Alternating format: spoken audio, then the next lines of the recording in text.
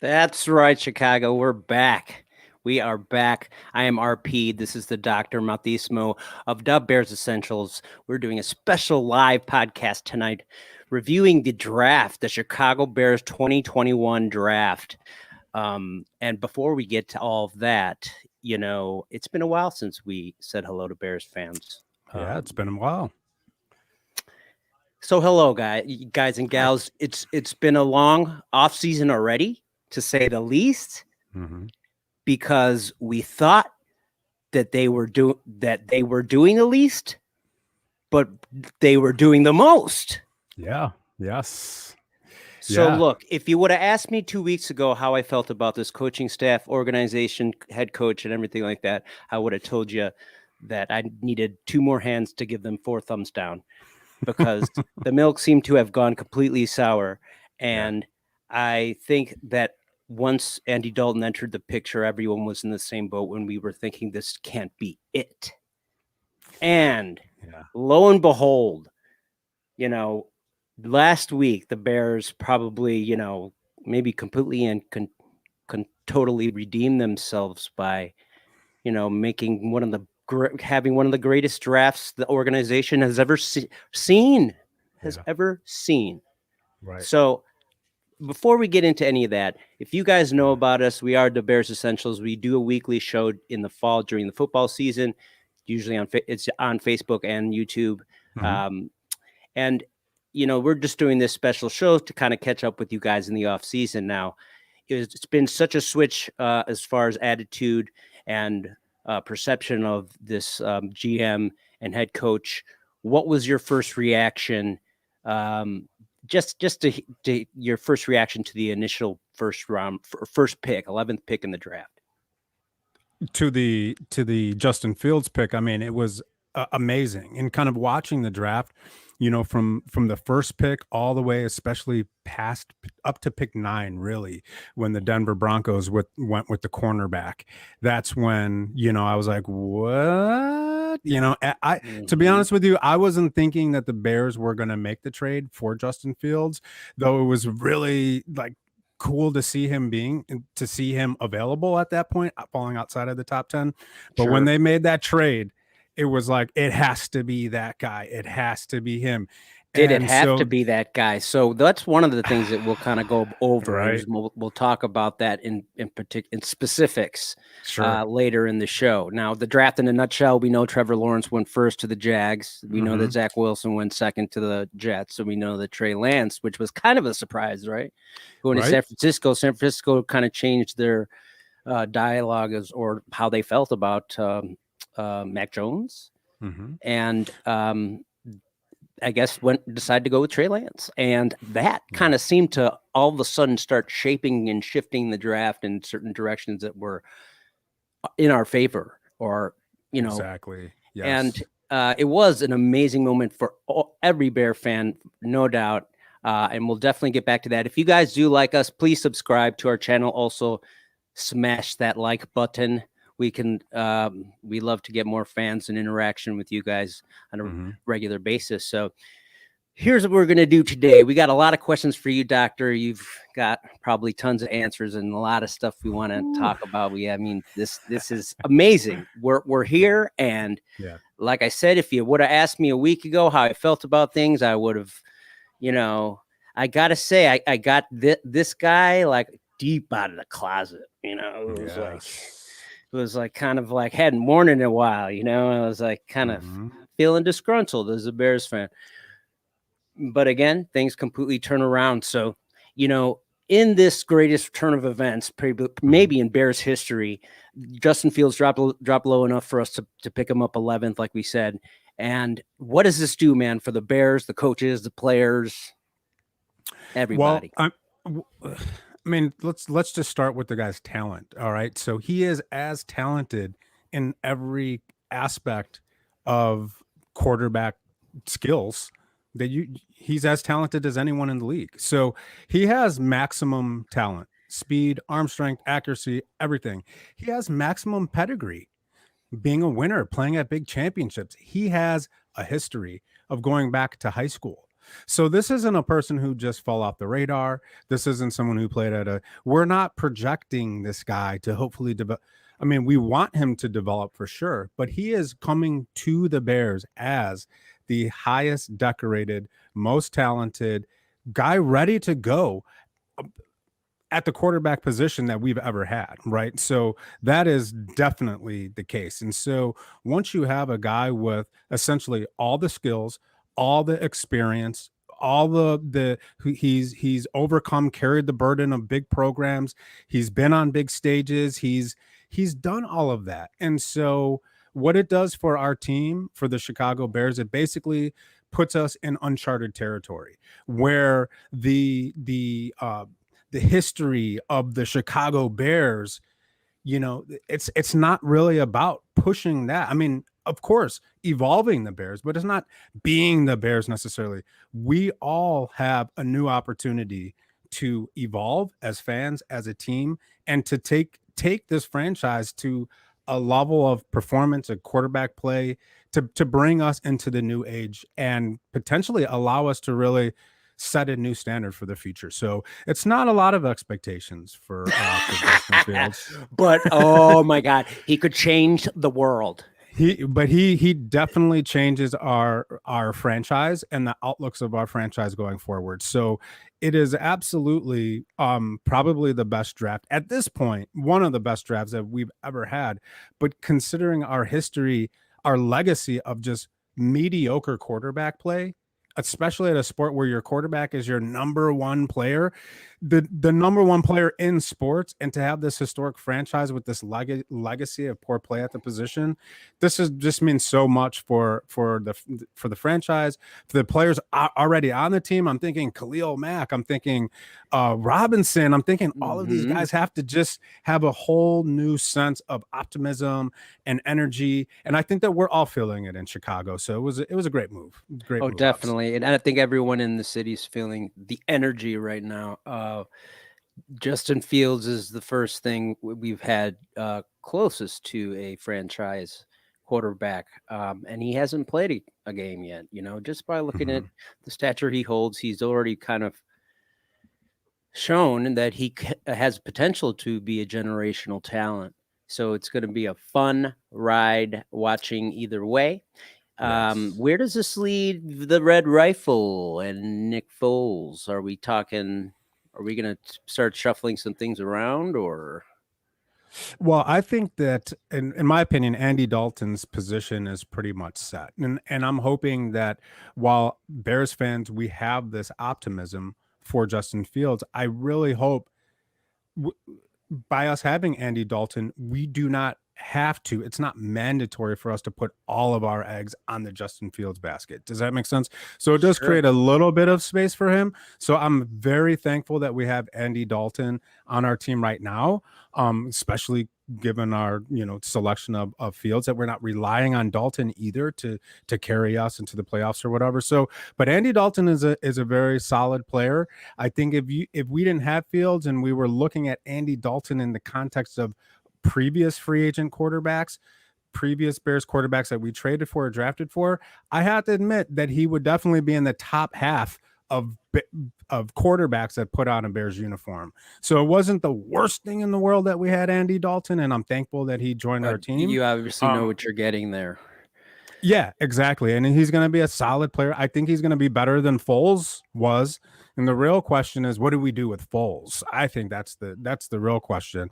Dalton will be on our team. Is Foles going to be on our team? Will Foles be on the team? We know.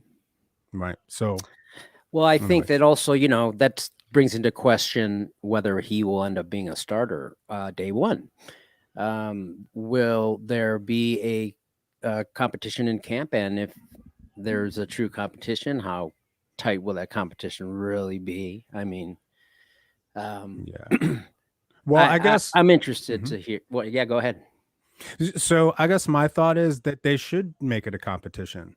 They Mm-hmm. should allow Fields and Dalton to compete at the highest level that Mm-hmm. they can show in training camp.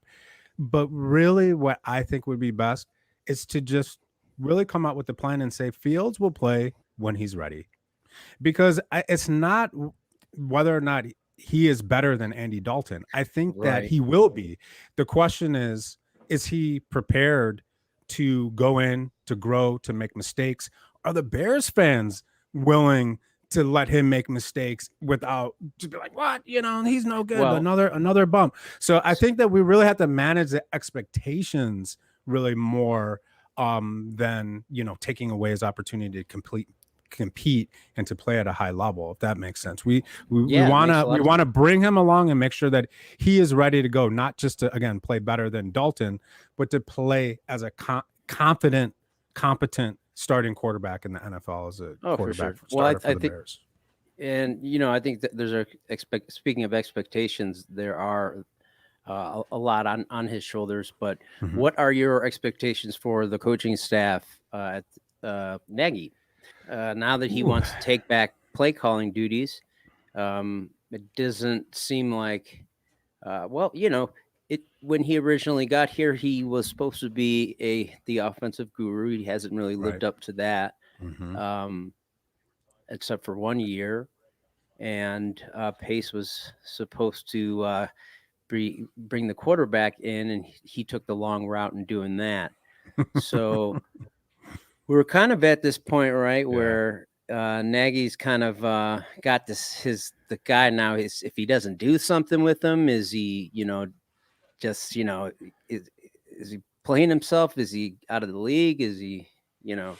Wow. I mean, the overall future for Nagy is definitely a good question because, we're kind of seeing this distribution of responsibility. Like, oh, we need to be a better team. We need a better quarterback. Oh, we have a Right. good. Now we drafted the quarterback. Now we need a coach. Well, the coach doesn't like the quarterback. So there's all this kind of like Right. again giving and taking and redistributing. With a guy like Justin Fields, looking at him, it's not really about developing him into a good quarterback. Yes, we do need to give him time to feel comfortable in the role and let his talent shine and all that. But it's not like Mitchell Trubisky, who was coming out with 1 year. He started 12 games in college, right? And there Right. were questions about him, and his people understood that he was more of a prospect that needed refining and time to develop, right? So I don't know. I think there is a lot more pressure on Nagy to do what's right. Now, what we saw at the end of last year was that when Nagy, and hopefully he learned from this, is that when he employs a little bit more balance, and we saw this with the running game and how Montgomery really became the key player to their offense in the last third of the season when Laser took over. Montgomery was breaking off some runs and really showing that he was a starting caliber running back, a good player for the Bears going forward. So I think as And long as he learns from that, and then he puts Justin Fields in the best position, like think about this, RP. We knew that Trubisky was a good athlete and he was a good runner. But what did Nagy want to do with him? He wanted to take away his running and make him a pocket. So that's the real question. Is Nagy going to learn from last year, learn from how he developed Trubisky, and is he going to well, it's going to really be interesting to see because empower I Fields? think it'll tell you a lot, right? It'll tell us a lot when we see whether he can coach this young man, and the young and Justin Fields is able to absorb his information and be successful. Then you can be like, oh, well, he obviously was trying to get something across to Mitch, and it wasn't, it wasn't Right. hitting. So True. it's going to be interesting to see. I think there still is some problems with some of the play calling via personnel, but again, right, every time I want to, just get into Pace, he drafts quite a few good people, and then I can't say anything. And in this case, I really can't say anything because not well. Today or yesterday, I think it was, the Bears released Leno Jr., Charles Leno Jr. Yeah. Yes. Which released about $9 million in cap space, right? Mm-hmm. So then we get to the rest of the draft picks, and let's go through those. Let's say, so 2 through 7 in round 2, which the Bears only had one pick, and it was and that was because of the trade up, or yes. Okay, I believe they traded up and they gave up a 3rd round pick for that and another future pick. So they ended up having, Okay, so round 2, the number 39 overall pick is Tevin Jenkins, and he is an offensive tackle from Oklahoma State. Tell us what you know. Yeah, I mean, it looks like he's more of a mauler, And what's really cool about this guy is he has the measurables, he has the size, 6'6", 315, 320, like super strong guy, and everyone talks about his attitude and his desire to bully guys, to pancake guys, to play through the whistle, which is awesome. And it is actually really fun to watch his highlights and to see the aggression he plays with. But the thing that I really like about this guy, probably more than anything, is his feet. Like, if he isn't a dancing bear, he is very, very close to that level of just like footwork and athleticism, which is one of the key components to mirroring and sliding, and positioning yourself in pass protection. So while he was drafted and definitely has a lot of tape as a right tackle, I feel like there's no doubt that he has the ability to play left tackle, which is probably the reason why the Bears ended up letting Leno go. So, but as far as just like an attitude, a size, run blocking, getting to the second level, pass protection, all of these things, he's probably going to immediately be our best, most aggressive, tone setting offensive lineman. And I do feel like, I don't want to say that our offensive line is horrible or anything like that. I think that we do have some good players that I'm rooting for, but I don't think that we have anyone exactly like quite like Tevin Jenkins, who actually has a little bit of that like Olin Kreutz kind of mindset to him. And we know that Olin really brought that attitude and leadership. Leadership, I think that's the big word there. And it's great that the Bears went ahead and got Tevin Jenkins in round 5. The number 151, number 151 overall was Larry Borum, another offensive tackle from Missouri. Right. What do you know? Well, again, I mean, this is another.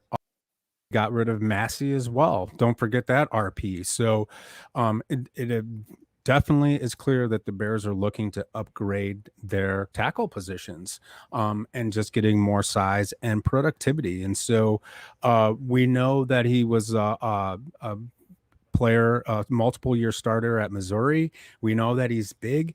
And we know he doesn't have necessarily like prototypical athleticism for an outside player, but at the same time, he was extremely productive. And, the combination of his size and really what, just kind of similar to Jenkins, which is that like desire to play through the whistle. And so we can see that, that he is giving consistent effort, in combination with his, his athletic skills at his size.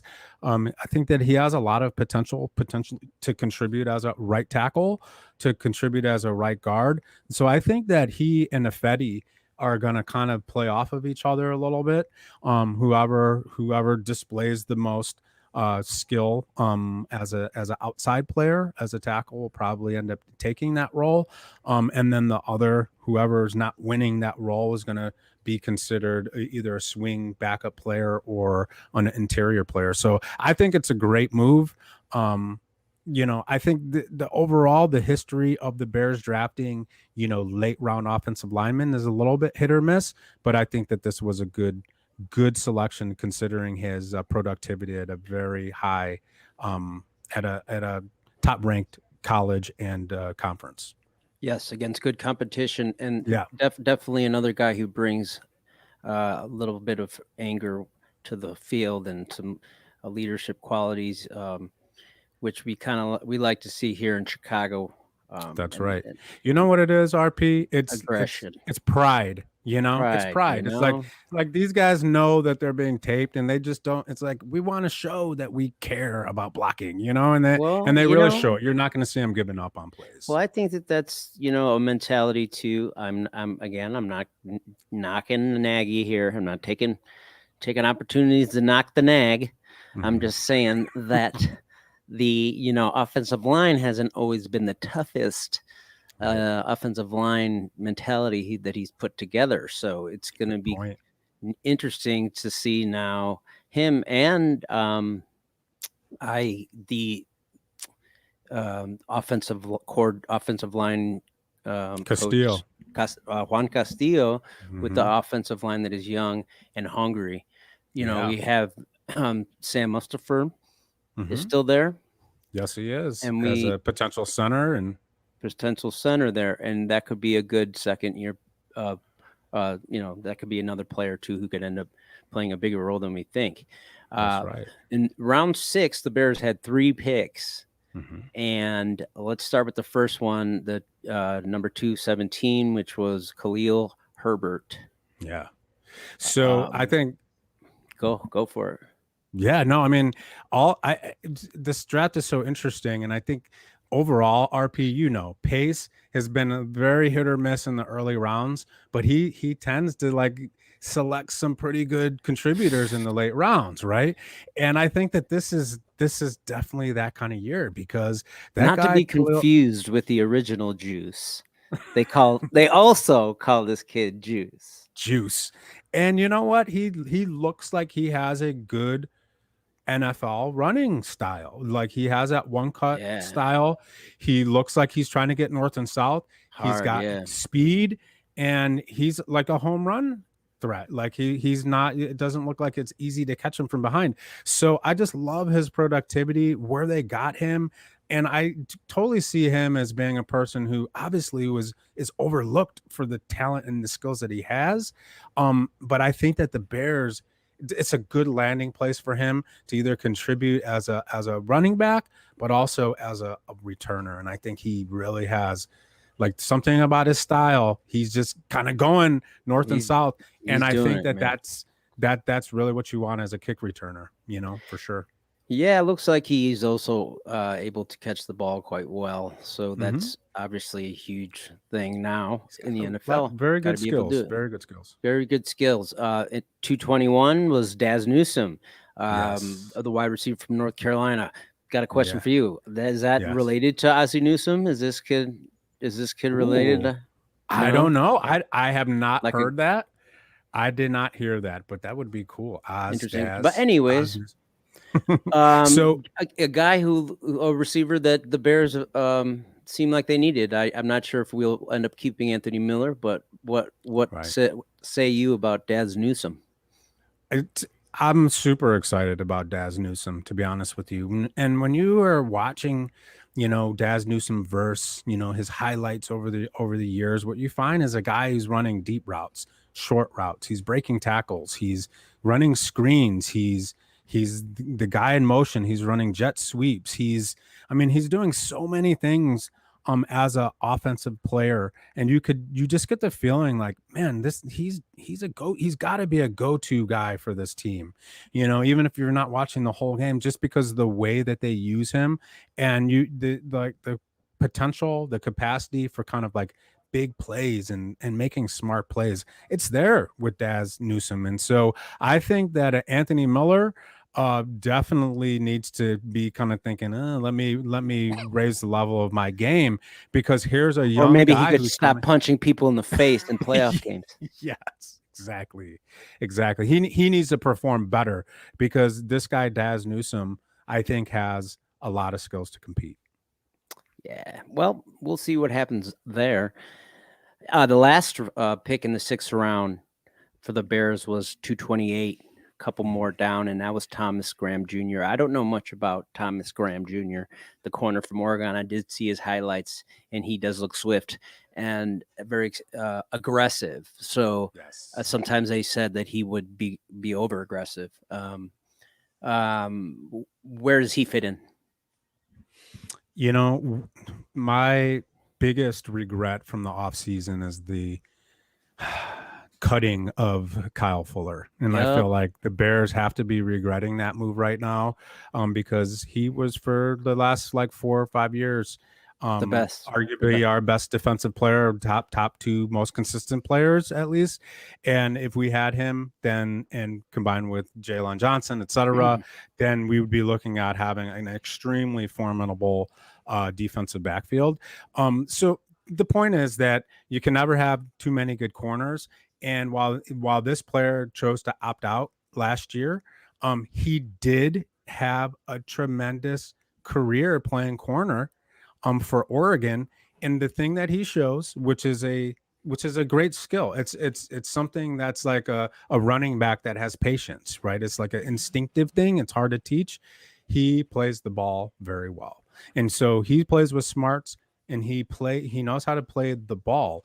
And I think any team, especially the Chicago Bears, who are looking to generate some more turnovers, need to make sure that they're bringing on guys in the defensive backfield who know how to play the ball, who can punch the ball, deflect the ball, and intercept the ball for their defense. And that's what he does. I think it's puts a little more pressure on Jalen Johnson to perform now that Kyle Fuller is gone as well. So he didn't sounds like he'll be ready to go in training camp. The last pick of the draft for the Bears was Kyrus. Is that how you say it? I believe it's Kyrus. Kyrus? Sure. Kyrus Tonga, the D tackle from BYU. And this is what's the tail of the tape with this guy? Well, he's not he's basically a fire plug. He's an interior defensive tackle, right? Very big guy, 6'2", 325, kind of reminiscent of the Keith Trailers of the world, and we love guys like this. Linebackers, it's best friends. That's exactly. Well, and the thing is, what we saw last year was the Bears were really struggling to find basically a nose tackle, a run stopper, a guy who could really clog up the middle to give Akeem Hicks and to give those defensive ends an opportunity to really apply pressure to the quarterback. And we were kind of gashed in some games we were gashed in the run game. And so I like the idea of using this round pick to get value at defensive tackle, at size in the interior defensive line, because these are guys that they'll never go high in the draft because they just don't have the pass rush, they don't have the pocket collapsing ability, and so they're kind of one-dimensional. But if you need someone who can plug up the run lanes, look into the 6th round, and you might find a guy like this, a guy with size, a good guy with strength and productivity. So someone who's on the field on 1st and 2nd down goal lines. Right. Exactly. It's interesting. For me, I was impressed with Pace's the draft in general. I thought it was great. They drafted up. Obviously, that's obvious, but also the way you addressed what you need right away. And what would you give that? What grade would you give Pace on this draft here, my friend? It's hard to not give him an A+. No, A+. I mean, I think coming out, one of the things that we have to realize as Bears fans is we got a great player as a quarterback at the most important position. So we got amazing positional value. We didn't have to give up 3 first-round picks like we would have for Russell Wilson, right? Okay, so but one of the big keys about this is that now we have a potential starting quarterback on a rookie contract. This is something that gives us an opportunity to really build our team in other areas. And then whether we want to become more offensive minded or more defensive minded, we should have capital in the draft. And now, because we don't have to spend X number, how many tens of millions of dollars have we spent on free agent quarterbacks to either become our starter or to become our backup. It's been like 20, 30, 40 million dollars, right? Hey, man, it's not, I didn't do it. All right. And then another thing. Wait. So, but the point is that now we don't have to invest that money into that position, right? No so we doubt. we can start to build around that player, which it's been our whole lives. And I talked to my old man the other day, and I told him, are you happy you got to live to see the day? And he's like, what are you talking about, man? So, he's the kind of old school guy. He needs to get proven. He still, Justin Fields has to prove himself to Hippolito Roldan. So, and to everyone. And I'm excited to be a part of this journey here, because the kid has all the tools. He's big and he's strong, and he's also disciplined, which is for sure what the Bears need. And we were talking about leadership and how important that is, and how the Bears haven't had that at the most important position, maybe ever. That's right. And I want to say that's part of why I would say an A+, because you have to look at this draft not just in the context of 2021 and the other drafts, or in the context of the other drafts that Ryan Pace has had, but like in the context of the entire franchise's history of making draft picks. And when the year that the Bears can draft their best quarterback ever, finally, in the 21st century, that has to be the potential best draft. And as the charter franchise of the NFL, I'm willing to say that if they can do that, then this has to be an A+ draft. It has to be. So yeah, I don't know who would give them lower than an A in this draft. You kind of have to be like reaching. So here's one thing that I want to recommend to fans of Justin Fields, or Chicago Bears fans in general. First, I'm going to read you this this quote from Pro Football Focus that was given to me by Joe Goodkin from Chicago, Chicago. And it says, Fields is the only college QB since 2015 to post a turnover-worthy play rate under 3% and a big-time throw rate over 8%, over 500-plus dropbacks. So that basically is telling us he is a ludicrously accurate quarterback. So one would argue he's one of the top 5 prospects of the last decade. So just reading that I just want to read that because that's awesome. But also, if you go back and watch his film, that's one of the most amazing things to watch as he goes from basically coming into, he was at Georgia first. Mm-hmm. He was, being pressured almost to be more of a running quarterback because of his athletic ability and size. But as he progresses as a quarterback, he starts throwing the ball and he gets better and better and makes bigger and better passes in bigger moments, and it just keeps going. And I just encourage you as Bears fans, check out his highlights and you'll see the accuracy, you'll see the athletic ability, obviously, but you look at as he develops, as he continues playing, as his career goes, how much more he's doing in the pass game, how much tighter the passes are becoming, and it's spectacular. So I'm super obviously ecstatic about the fact that we have this guy on this football team. We are back, buddy. Yes. We are back. Yeah, I think that you're right. Well, how about this? Well, one thing I would say. Oh no, one thing I'll say. No, look, Harvey. What I want to say is we're back. And we could say the Bears are back, but I think as fans, this is something that was very important for us. I think that my personal faith and confidence in Matt Nagy and Ryan Pace was at a all-time low. I did not have a lot of confidence going into the draft that they would make the right decision, make the right move, select the right player, do something to really significantly impact the performance of the team and their output on the field. And again, they really did a great great job of selecting great players at high value positions and ultimately restoring our confidence. We're back. I'm back as fully invested in the Bears and franchise. I believe that they want to win as much as I want for them to win. Right. Sorry. And it no, I feel your passion, man. I think that that's the key right now is that they are showing that. And I kept saying it to you, and I kept hoping that there had to be more to it. Once the Russell Wilson thing went downhill or went awry, and then Andy Dalton came into the picture, I felt like there had to be more there, and I think it was a little bit of effort and a little bit of faith and luck, that he actually dropped. So yeah, and think about this also: the number of teams that passed on him that could have selected him. We were all about passing on good quarterbacks.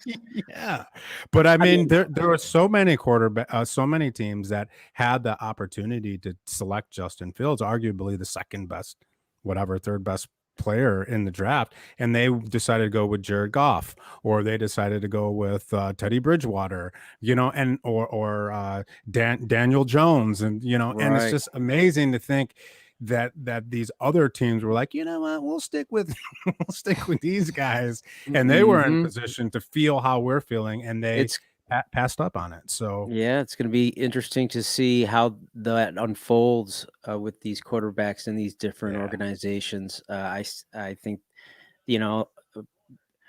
these guys are in places where it seems like they at least have the tools there to start a career. But again, you look at a guy like that, like Justin Fields, and you kind of wonder how he could even drop to 11. And I think that goes that's a part of his game too, is that he thinks about that, I'm sure, and will want to go into those stadiums and definitely wants to win Super Bowls. That's what we want. We've always wanted, is a quarterback that truly wants to win and win Super Bowls. So that's right. Let's see what happens. Let's see what happens, man. The other part, just to throw it in there, Aaron Rodgers is trying to get out of Green Bay. That's going to be crazy. Who the heck knows where he's going to go? Maybe Denver with Kyle Fuller. Man, yeah. But we're me and you and I are going to be back before training camp, and we'll do another podcast before training camp starts to kind of keep in touch with all of our fans at Bears Essentials. We are I am RP. This is the Dr. Matismo in beast mode, breaking down the draft, and it was a fun time, my friend. It was great. So great. I am super happy that we made the move we did, because it literally, like, I don't want to sound desperate, but man, it turned my whole my whole self around. I was just down in the dumps, and then I was like, hey man, we're back. So that's right. I'll give it just goes to show the importance of sports, how it impacts people, and especially us Bears fans. We're so tied, and we're so connected to our team, and it's just really fantastic to recognize or to see that Pace was kind of like, what, I need to do this for where his interests and our interests were aligned. It was just it's a great moment for us, and so glad I had a chance to hang out with you tonight, RP. Thank you so much. Yeah, man. Always a pleasure to hear what you have to say about all these new players too. So looking forward to the training camp, and looking forward to kind of covering those guys, those kids in camp, and seeing who wins what positions, and then how, and if Justin Fields ends up being QB number 1, of course he'll be wearing number 1 either way. Sir. Again, if you like us, please subscribe to our YouTube channel. Also, you can find us on Facebook. We are Bears Essentials. I am RP. This is Dr. Matismo. It's been fun, and we will catch you guys on a rerun. That's right.